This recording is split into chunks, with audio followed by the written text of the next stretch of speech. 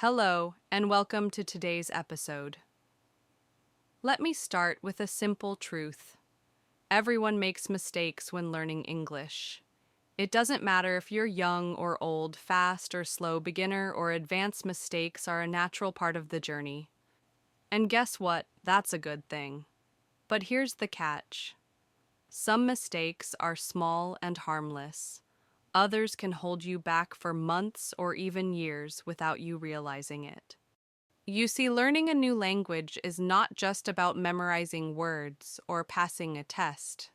It's about building a bridge between you and the world, a bridge made of sounds, feelings, and connections. When we learn English, we are stepping into a new way of thinking, a new way of expressing ourselves. And of course, when you step into something new, you will stumble a little.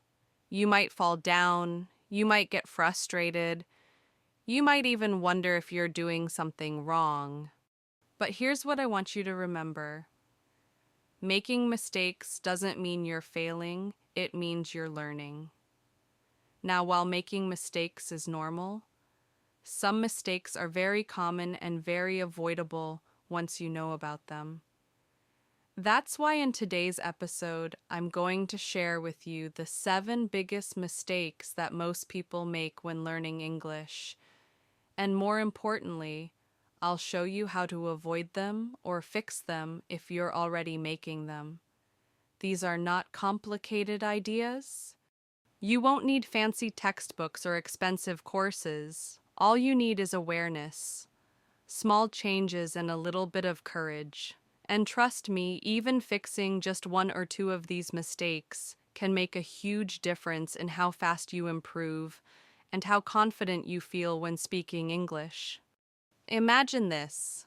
What if you could cut your study time in half and still learn twice as much? What if you could speak more naturally without constantly worrying about grammar? What if you could enjoy learning English again, like a fun adventure, not a stressful chore? That's what can happen when you stop repeating the same old mistakes. So if you're ready to take your English to the next level and have some fun along the way, you're in the right place. Get comfortable. Grab a notebook if you want. And let's dive into the 7 mistakes that almost every English learner makes, and how you can be smarter than 90% of them. Are you ready? Let's get started. Part 2, Mistake 1. Only studying grammar. Forgetting to speak. All right. Let's jump into the first mistake. And trust me, it's a big one. Mistake number 1. Only studying grammar and completely forgetting to practice speaking. This happens all the time. You sit down with your grammar books. You memorize verb tenses, conditionals, passive voice, and 100 rules. You can explain why we use have been instead of was. You can spot errors in writing. You know the grammar perfectly. But when it's time to actually speak English, you freeze, you get stuck, words disappear from your brain, sound familiar. If this has happened to you, you're not alone. Many English learners fall into the grammar trap.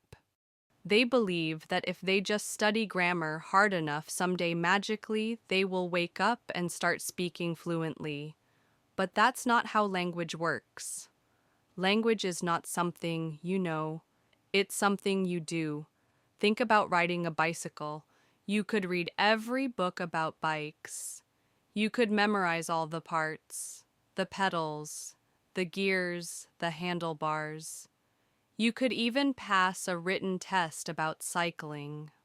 But until you actually get on a bike and ride, you don't really know how to do it. English is the same. Grammar gives you the map. But speaking messy, imperfect speaking is how you truly travel the road. Here's the thing. You don't need perfect grammar to have a conversation. Native speakers make grammar mistakes all the time. What matters is connection, getting your message across. If you wait until you feel ready or until your grammar is perfect, you might wait forever. So, what's the solution? Start speaking today, even if you feel silly. Practice speaking aloud every day, even when you're alone. Focus on communication first and grammar second. Use simple sentences. It's okay to say yesterday I go market at first. The important thing is you are speaking over time. Your grammar will improve naturally, but it will improve much faster because you're using the language, not just studying it. Remember, fluency doesn't come from knowing more rules. It comes from using more words. So challenge yourself today. Say 3 sentences out loud in English, no matter how simple they are. Talk about your morning, describe your lunch, tell your pet how your day is going, because every word you speak is a step closer to fluency. All right, ready for mistake number 2. It's another big one, and it's all about how we wrongly learn vocabulary. Let's keep going. Part 3, Mistake 2, Learning Vocabulary the Wrong Way. Okay, now let's move on to mistake number 2, and this one might surprise you. Mistake number 2, learning vocabulary the wrong way. Let me ask you a question. Have you ever tried to memorize a long list of English words? Maybe you wrote down 50 new words and repeated them again and again. Maybe you even highlighted them in bright colors and carried them everywhere. And then a few days later, you forgot almost all of them. If that sounds familiar, congratulations.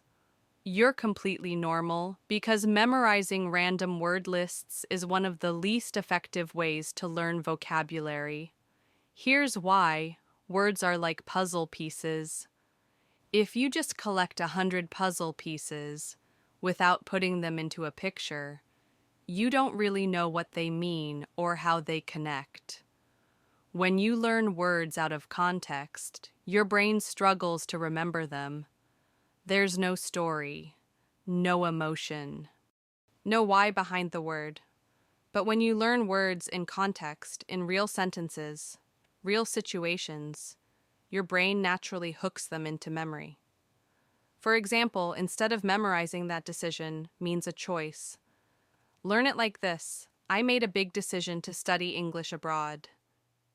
Suddenly, decision isn't just a word. It's part of a real story. It's part of your experience. Context creates memory. Another big mistake. Only learning the translation of a word, but not how to actually use it. You might know that excited means how hung in Vietnamese. But do you know how to use it correctly? I'm excited about my trip. She was excited to meet her new classmates.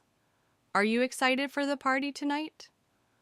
Knowing a word and using a word are 2 completely different skills. So what's the solution? Learn phrases, not just words.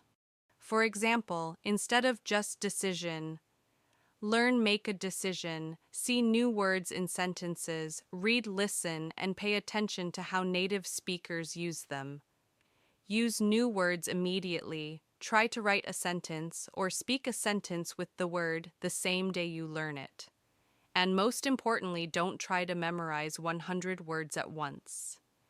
It's better to learn 5 words deeply than 50 words shallowly. Remember, when it comes to vocabulary, quality beats quantity every time. All right, are you ready for mistake number 3? It's a huge mindset trap that stops many English learners from ever speaking confidently. Let's talk about it next. Part 4. Mistake 3. Being afraid of making mistakes. Let's keep moving forward. Now it's time for mistake number 3. Mistake number 3. Being afraid of making mistakes. Oh, this one is big, and it's something that almost every English learner struggles with at every level. You know the feeling. You're in a conversation. You want to say something in English. You even know the words, but your mouth stays shut. Why? Because you're afraid of making a mistake. You're afraid someone will laugh at you. You're afraid you'll sound stupid. But let me tell you something really important. Mistakes are not the enemy. Silence is.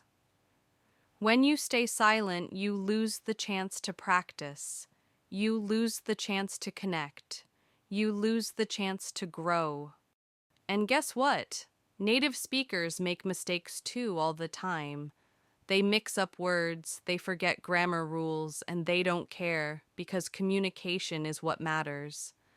Imagine a child learning to speak. Does a baby say full perfect sentences the first time they try? Of course not. They say funny, broken things like me want cookie.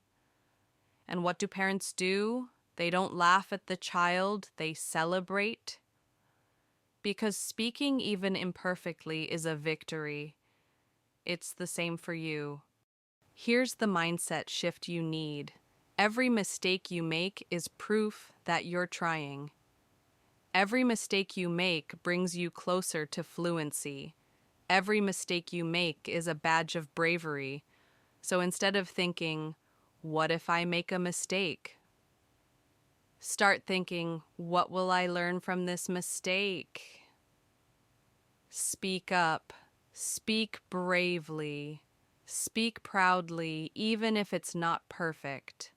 Because real progress is not about perfect English. It's about being brave enough to use the English you have today. All right, deep breath, because next we're going to tackle another huge problem, trying to learn without a clear plan. Let's dive into mistake number 4. Part 5, Mistake 4, Learning Without a Clear Plan. Here we are, mistake number 4. Mistake number 4, Learning without a clear plan. Let me ask you, have you ever had a moment where you sat down to study English and you weren't sure what to do? Maybe you opened YouTube, watched a random video, then you switched to a vocabulary app, then you read half a news article, and after an hour you felt busy, but also a little lost. If yes, don't worry, you're not lazy, you just don't have a clear plan. Learning English is like building a house. You need a blueprint. If you just start throwing bricks everywhere, you won't end up with a strong house. You'll just have a mess. It's the same with language. Without a plan, your progress will be slow, confusing, and frustrating. So what does a clear learning plan look like? Set a specific goal. For example, I want to hold a 5-minute conversation about my hobbies within 3 months. Break the goal into small steps. For example, Week 1, learn basic hobby vocabulary. Week 2, practice speaking simple sentences. Week 3, record yourself talking for 1 minute. Week 4, have a real conversation with a friend. Be consistent. It's better to study 20 minutes every day than 3 hours once a week. Review and adjust. Every Sunday, look back and ask, what did I improve this week? What do I want to focus on next week? Having a clear plan doesn't mean you have to be perfect. It simply means you know what you're aiming for. And when you know where you're going, every small step feels exciting, not overwhelming. So today, take 10 minutes to sit down and create your personal English learning plan. Write it down. Keep it simple, make it visible. Because when you have a clear plan, learning English becomes not just possible, but inevitable. All right, are you ready to discover? Mistake number 5. This one is about one of the biggest secrets behind real lasting improvement. Let's go. And there you have it. The 7 most common mistakes that almost every English learner makes. Maybe as you listen today, you recognized 1 or 2 of these mistakes in your own journey. Or maybe all 7 sounded familiar. But here's the most important thing I want you to remember. Real learners are not the people who never make mistakes. Real learners are the ones who recognize their mistakes and keep going. Every mistake you've made so far is a lesson. Every challenge you've faced is proof that you are moving forward. You don't need to be perfect. You don't need to be faster than anyone else. You just need to stay on your path 1 small step at a time. And trust me, if you keep showing up, keep speaking, keep learning a little bit, each day, your English will grow beyond what you can even imagine right now. So today, I challenge you. Pick 1 mistake, we talked about just 1, and decide to change it. Not tomorrow, not next week, today. Because the best time to believe in yourself is always right now. Thank you so much for being here with me today. I'm proud of you. I'm excited for you. And I can't wait to see how far you'll go until next time. Keep learning, keep believing, and keep speaking your dreams into existence.